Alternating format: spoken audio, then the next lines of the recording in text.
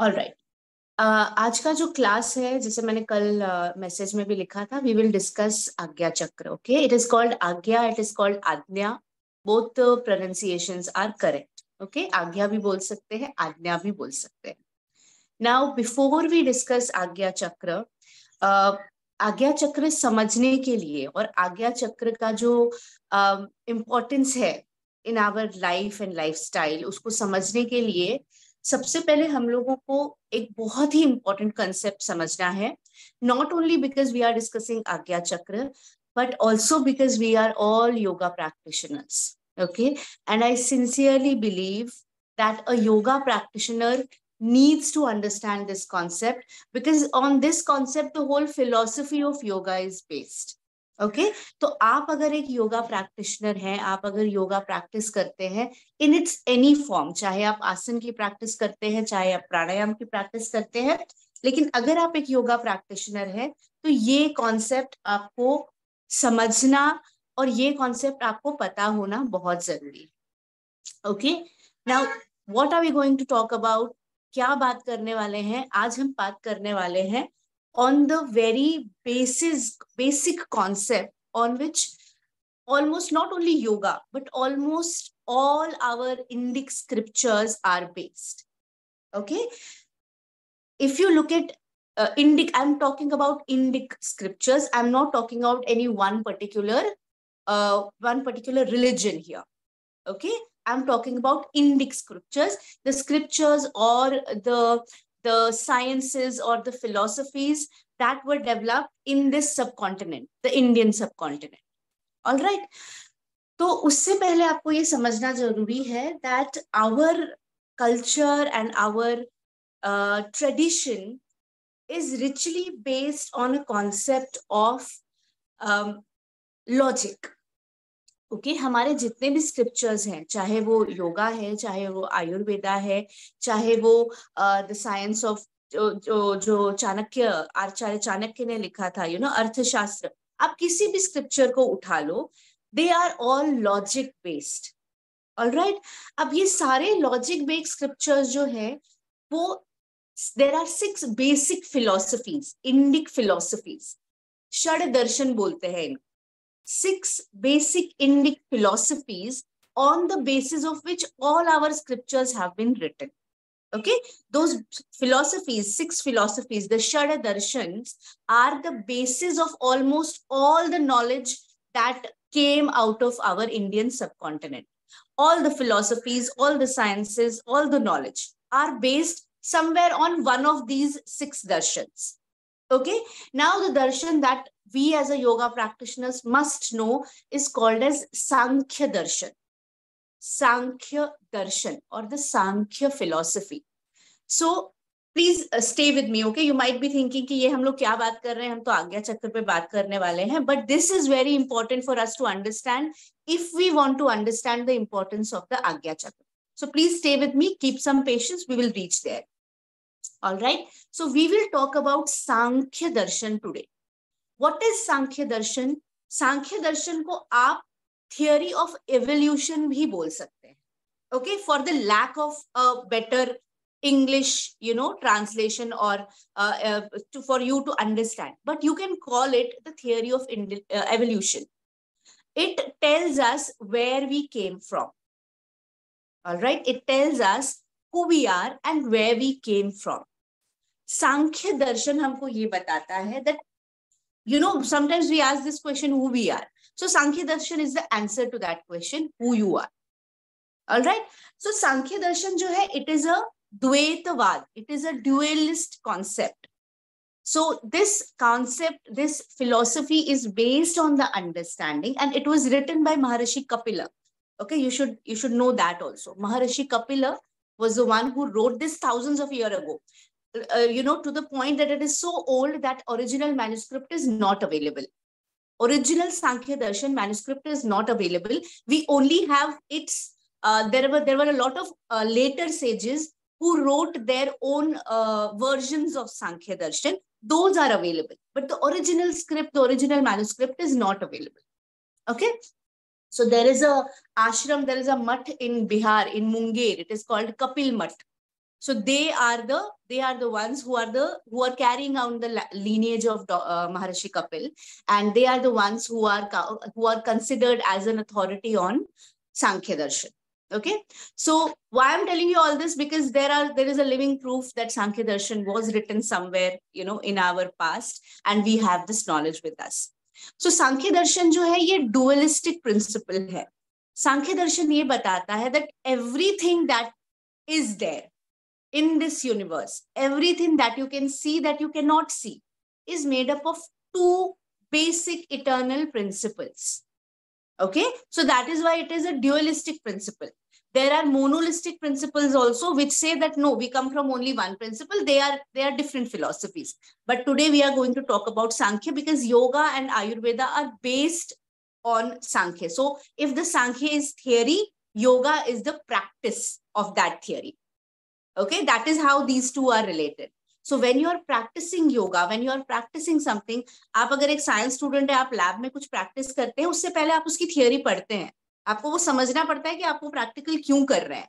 So same way अगर आप yoga practice करते हैं, आपको ये समझना पड़ेगा कि योगा आप प्रैक्टिस क्यों कर रहे हैं. Okay, so that is why Sankhya Darshan comes. So it is a dualistic principle. It says everything comes from two eternal principles. One is called Purusha, one is called Prakriti. Okay, these are two eternal principles, and everything come out of these two. Union of these two principles results in everything. Whether that is a human form, whether that is a tree, whether that is a small animal, whether that is an amoeba, microbe, everything comes from this two principles, Purusha and Prakriti. Now, Purusha is the, how do I make you understand? Purusha is a common denominator. All right. Purusha is that principle which doesn't move. Okay. Purusha is all steady, all seeing.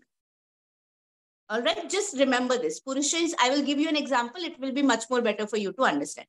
Purusha is all steady and all seeing. And Prakriti is constant changing. It is also an eternal principle, but Prakriti is constantly changing. All right. Now, when these two principles collide, this Purusha gets entangled with the Prakriti, and everything becomes, that Big Bang theory that we hear about. Somewhere, Purusha and Prakriti collided, and the Big Bang happened, and everything that you see in this universe was created. Okay. But at the basis of this, Sankhya philosophy says the problem happens when we think that we are Prakriti. But we are not Prakriti. We are actually the Purush. We are actually that all see. So ये पुरुष को आप अपनी जो हम लोग बोलते हैं ना, हम लोग आत्मा है. We are not this body. We are the Atma. So you can, that Purush is that Atma that you talk about. It is that universal consciousness which never changes, which is steady in its form. It doesn't have any form. It is that energy which never changes. It is that common denominator. अभी जब हम लोग awareness exercise करते हैं, तो मैं आप लोगों को बोलती हूँ कि अपने मन के विचारों को साक्षी भाव से देखें.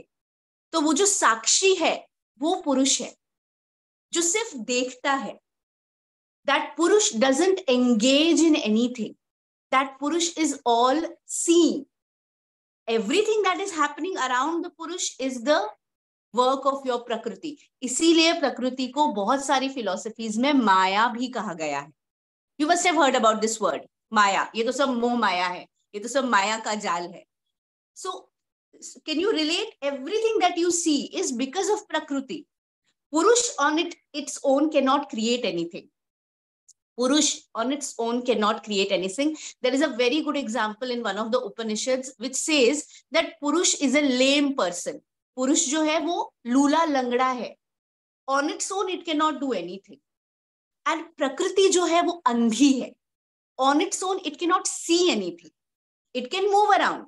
It can make the Purush also move around, but it cannot see. So the relationship between Purush and Prakriti is that of a blind and a lame person.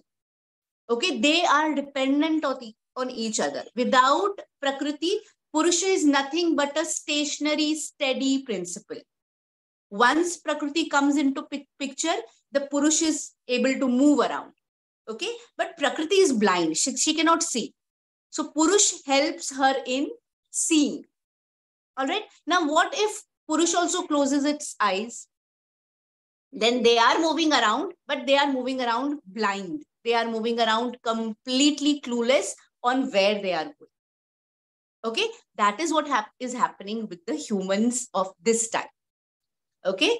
We are completely dependent on Prakriti, but we have closed our eyes without realizing who we are. We are not realizing who we are.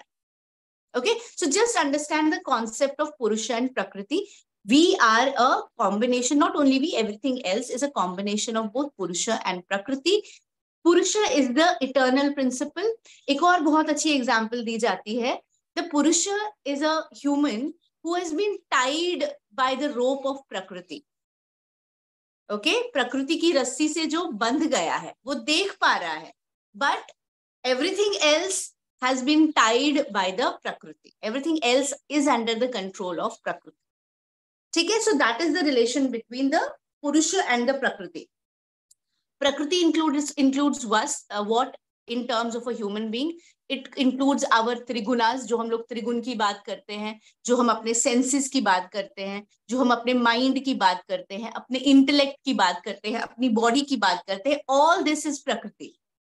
Okay, so all this is the manifestation of this play of Maya. The body, the mind, the intellect, the ego, okay, the emotions, the thoughts, the perceptions, everything is a play of Maya. Now, I'll give you a very small example. All of us eat food, correct? We have a relationship with the food. Now, what is our relationship with the food? We are the ones who are experiencing food, correct? And the food is the experience giver. We are the ones who are experiencing, and the food is the experience giver. So consider the same thing. Purusha is the one who's experiencing, and the Prakriti is the experience giver. All right. The Prakriti, the food is representing Prakriti, and we are the one who is eating is the Purusha. Now, can you just, I'll give you 2 seconds to analyze your relationship with your food, the food that you eat. Whenever we eat food, are we eating food or is the food eating us? Most of the times. Okay. We have stopped, as in we have forgotten 2 basic functions of food. One is to nourish the body, correct? And the second is to destroy the hunger. Correct. जो भूख लगी है उसको मिटाने के लिए खाना खाना है, और दूसरा है बॉडी को नरिश करने के लिए खाना खाना है. But how many times do we eat the food with this intention कि मुझे भूख मिटाने के लिए खाना खाना है? I don't think we eat the food with this intention. We are eating the food because time हो गया है लंच का, डिनर का. वी ईट द फूड क्योंकि मुझे बहुत पसंद है, यही खाना है, दूसरा नहीं खाना है, करेला नहीं खाना है, ये खाना है. You know what I'm trying to say, correct?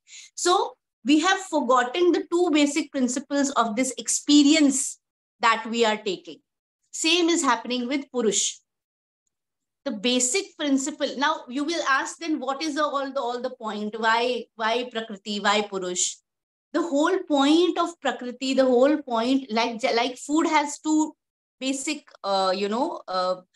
roles in our life. Prakriti has 2 basic roles in a Purusha's existence. One is to make the Purusha experience everything that is there. जैसे food हम लोगों को, we experience food, right? And the second is for this Purusha to realize that this is not the reality. Okay? The second principle, it is called Bhog and Upavar. Okay, so there are 2, Prakriti has 2 basic functions. One is Bhog, one is Upavar. Bhog means it has to give Purusha all the experiences that it can give.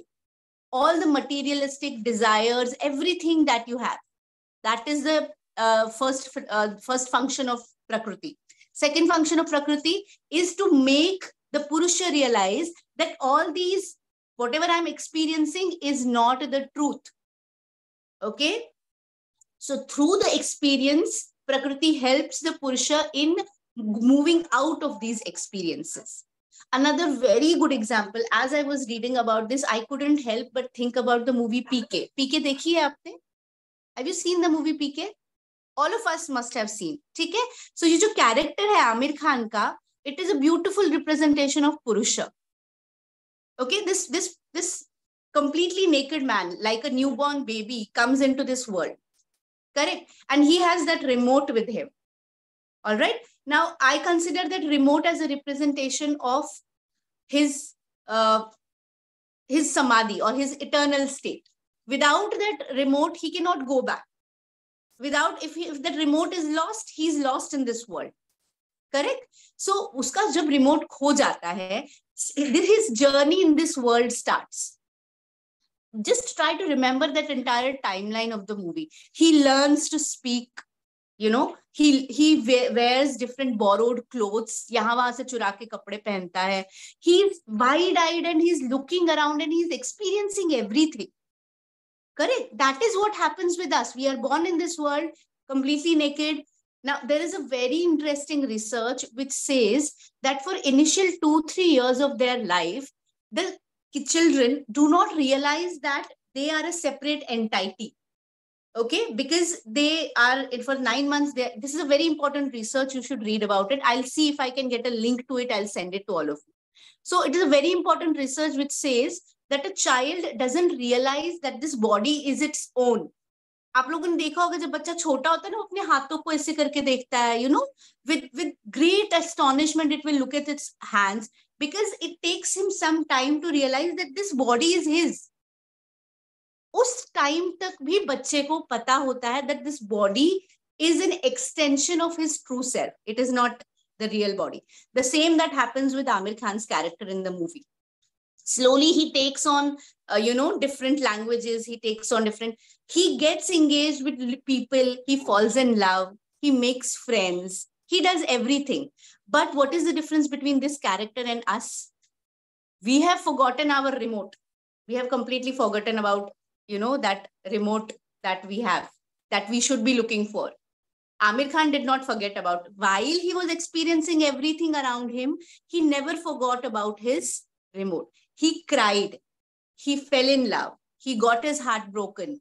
But he did everything that was supposed to be done as a friend, as a lover.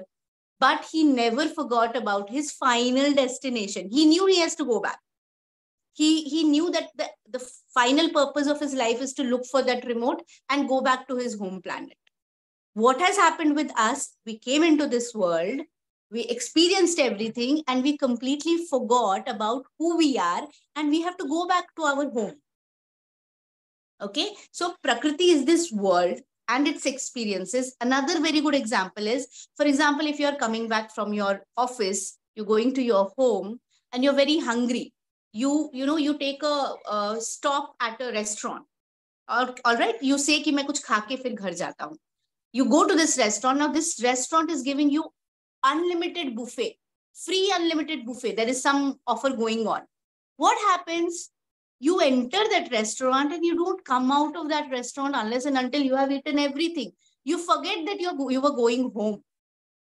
Okay, हम लोग आज की इस माया में इतना उलझ जाते हैं that we forget that we are purushas. So yoga or Sankhya doesn't say don't experience. In fact, Sankhya says Bhog is a very important thing. Experience everything, like PK experienced everything in this world.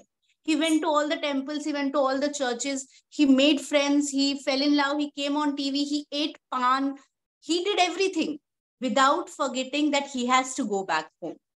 The problem with us is that we forget that we have to go back home. We forget our true selves and we forget. Now, what is the point of all this discussion? So what will happen? Sankhya says, for that matter, yoga says that this confusion between who we are, whether we are Purusha or whether we are all the Maya, all the identities that we have created around ourselves. Correct? I'm a yoga teacher. I'm a foodie. I'm a non-vegetarian. I'm a mother. I'm a wife. I'm a daughter. My name is Shifali. I'm an Indian. I'm a Hindu. All these identities we have created around ourselves, forgetting our true nature. Now, what will happen? Yoga says this is the basis of all the sufferings in the world. हमारे जितने भी दुख हैं, वो basic यहीं से उभरते हैं कि हम लोग भूल गए हम कौन. ठीक है, as a mother whatever my problems are, whatever my issues are, they stem from the identity of this motherhood, right? If I don't identify myself as mother, that doesn't mean I let go of, you know, my responsibilities and my duties, but I understand that this is just one of my identity. It is not who I am in entirety, right? Our identity as a daughter, as a son, or as somebody, you know, as an Indian, whatever identity you identify yourself with, once you realize that it is just the identity, half of the problems finish over there only. Okay, so Sankhya समझना क्यों जरूरी है? क्योंकि जब तक आपको इन दोनों eternal principles में डिविजन समझ में नहीं आता, तब तक दुख खत्म नहीं होगा.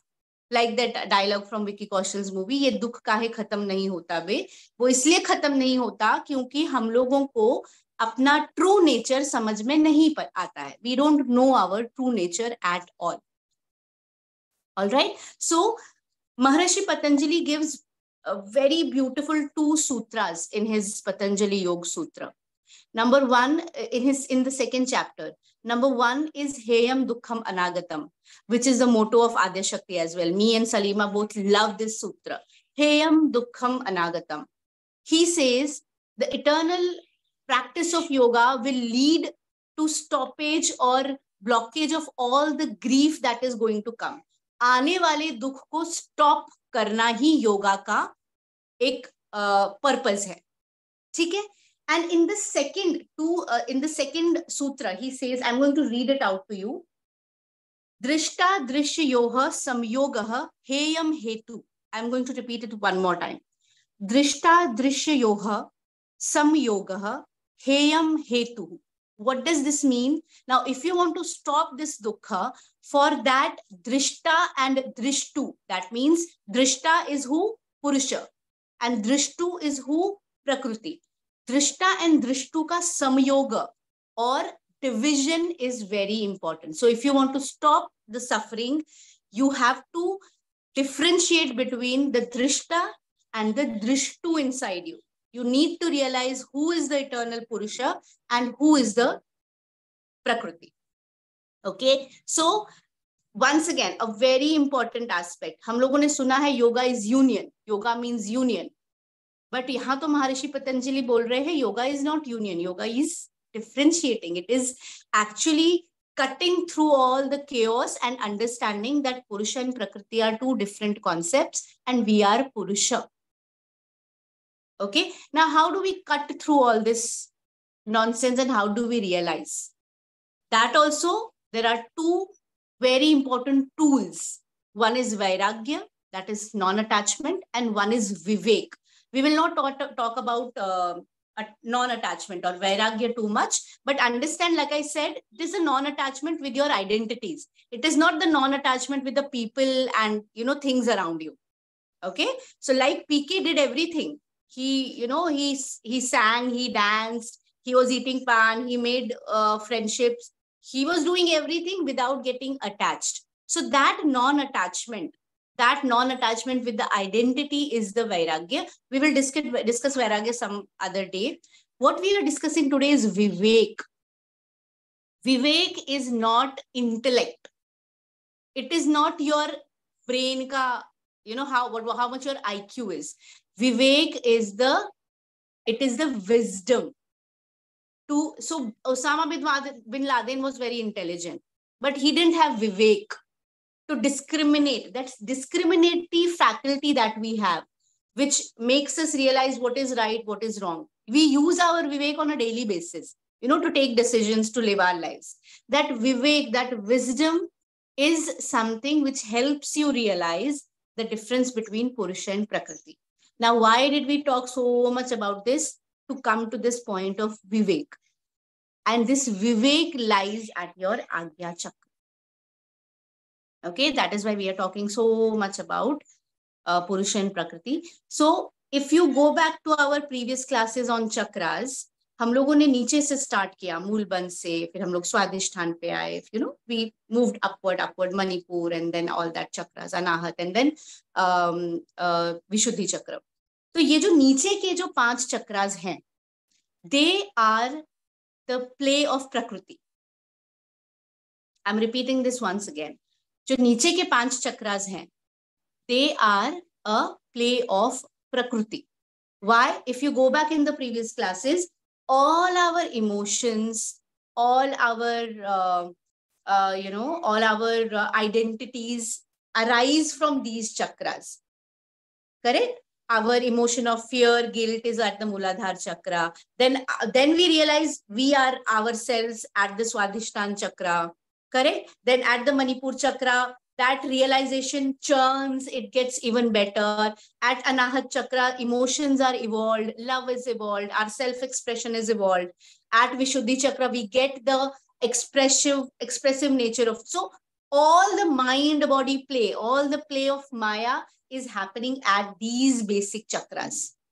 Now, once your consciousness reaches the Agnya chakra, which is here at the center of your forehead, somewhere between your eyebrows, okay, that is the place of your Vivek. Okay, that is the place where this consciousness which has risen from below, which has gone through all the play of Prakriti, now has the faculty to discriminate. Okay, this was all Prakriti, this was all transitionary, this was all Maya. And what resides above at your Sahasrara chakra is the Purusha, is the reality, which is the topmost chakra, Sahasrara chakra, jo hum aage padhenge. The Sahasrara chakra is called the seat of Samadhi.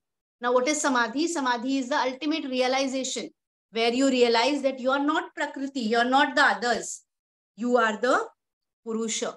So this is a discriminatory faculty. Your Viveka lies at the Agnya chakra. So if your Agnya chakra is blocked, you will continue playing in the field of Prakriti. You will never reach Purusha. You will never reach that ultimate consciousness. You will never realize your true identity of the Purusha, of the Atman, of the Brahman, whatever you call it. Okay, so that is why I wanted to just make you understand कि प्रकृति क्या है, पुरुष क्या. Everything that you do at your day-to-day basis with your body, with your mind, is a play of the basic chakras. Once the energy consciousness reaches the Agnya chakra, you now have that sharp sword which can cut through all the nonsense and make you realize that. And I am not saying that these are not important. Once again, when you are traveling through the basic chakras, you are actually going through again the same concept of bhog, and you reach here, and then the upavarga happens, then the freedom happens. Okay, so these are very important. Unless and until your energy travels through all these 6, it will not reach here. So you cannot say कि नहीं मेरे को चाहिए ही नहीं. I don't want the mind body complex. I don't want all this nonsense. It is not possible. You have to go through all this mind, body, emotions, intellect, your aham, your ego. You have to go through all this. And then you reach here. And then you realize the thin line between the Purusha and the Prakriti. Okay. So if you read about Agnya Chakra, there are a lot of things that are told. It is a seat of clarity. It is the seat of intuition. It is the seat of your gut feeling. Where you say, na, mere ko gut feeling aa raha hai. That is your Agnya Chakra. Okay, now this intuition, this clarity, this gut feeling is nothing but it is the manifestation of your Viveka. It is the manifestation of your ability to divide or to look through situations and to find out what is right, what is wrong. Okay, that is the whole purpose of yoga. That is the whole purpose of Sankhya philosophy. Okay, so all these are related, all these are interconnected with each other. Your Agnya chakra also represents which element? Can you just guess कौन सा element represent करेगा? पंच भूतास में से कौन सा element को represent करेगा? Any guesses? Just guess.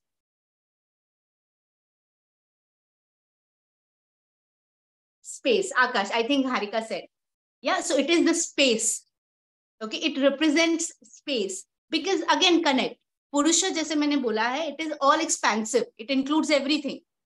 Correct? Our intellect, our not intellect. I will not call it intellect. Our wisdom, our viveka is all expansive. It covers everything. So your Agnya Chakra is the seat of Akasha or the ether or the space. It represents ether, Akasha or the space. All right. So as a yoga practitioner, you need to understand Sankhya philosophy. Why? Because the ultimate goal of your practice is that development of this wisdom so that you can discriminate between the Purusha and the Prakriti. You can realize your own true self. You can look into the mirror and not see this body, but see the real you, who you are. That is the real goal of yoga. That is the real goal. That is when the Chitta Vritti Nirodhas will happen. And that is when all the sufferings will stop coming to you. Okay, so Agnya Chakra is a very, very important, again, one more important thing, physiologically, anatomically, modern science says one of the most important glands is located here. It is called the pituitary gland. Okay, pituitary gland is, it is also called the key gland. Okay, now we have a hypothalamus, which is like the master gland. And then we have all the other hormonal systems. Hypothalamus is the master gland. It controls all the hormones, all the endocrine system. But the key to the hypothalamus is the pituitary gland. It's a very small pea-sized gland. Okay. Now this pituitary gland, again, it is responsible for the hypothalamus to understand. Pituitary actually controls hypothalamus. It gives signals to hypothalamus कि कितना release करना है hormone, कितना पकड़ के रखना है. Once again related to that wisdom. So the pituitary is actually the wisdom of hypothalamus, which tells the hypothalamus when to stop, when to let go, when to secrete more, when to stop, and all that.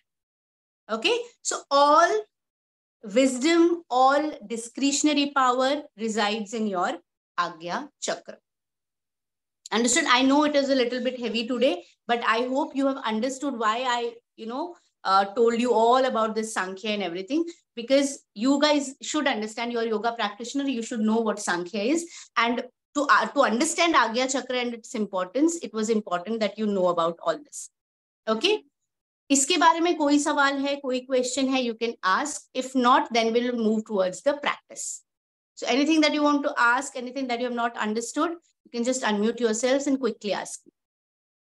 It is clear? All right? चलिए. अब जो आज्ञा चक्र है उसका बीज मंत्र ओम है. Okay, the बीज मंत्र of आज्ञा चक्र is Om, and the color representation is white. Once again, related to what you just heard.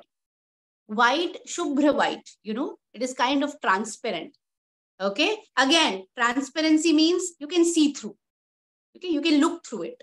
So that is the Agnya Chakra's wisdom. And Om is the representation. Again, it is the representation of universe. It is a representation, it is the sound of universe. So that is why the Agnya Chakra's Bij Mantra is Om. Okay, so today we are going to practice Omkar chanting with Akash Mudra. This is the Akash Mudra. Simple. This is the finger which represents Akash. So we are going to practice Akash Mudra and we will practice Omkar chanting. आप बहुत देर से बैठे हैं, अगर आपको थोड़ा अपने पैरों को सेटल करना है, tallest finger, the second finger and the thumb together. Rest of the three fingers जितना सीधा रख सकते हैं उतना सीधा रखना है. Okay?